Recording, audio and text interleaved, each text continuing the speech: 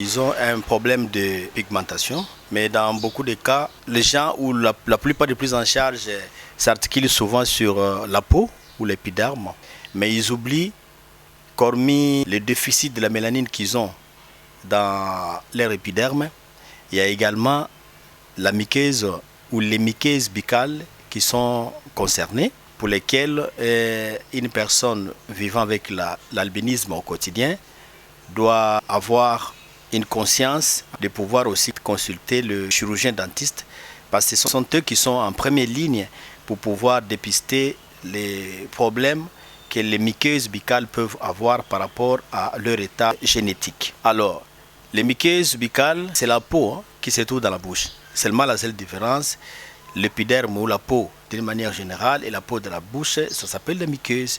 Et ces muqueuses pour lesquelles le chirurgien dentiste ou les experts en cavité buccale doivent examiner pour éviter les petits soucis qui dérangent les albinos. Nous savons qu'il y a quelques types de muqueuses pour lesquelles on doit attirer l'attention, essayer d'examiner minutieusement. Il y a les muqueuses bordantes qui a 60% qui recouvrent la cavité buccale. Il y a aussi la muqueuse masticatoire qui sont souvent sur le gencive quand on mastique et sont également concernées, et ça c'est à 25%. Et le reste, le 15% de la muqueuse spécialisée, c'est sur le dos de la langue. Parce que là, il y a une certaine particularité chez les albinos par rapport à nous autres qui n'ont pas cet tare. Le déficit ou l'absence de la mélanine, qui est cette hormone qui permet que la peau soit bien pigmentée, qui s'expose au niveau du soleil, ça provoque l'irritation de leur peau, ce qui le remet mal à l'aise.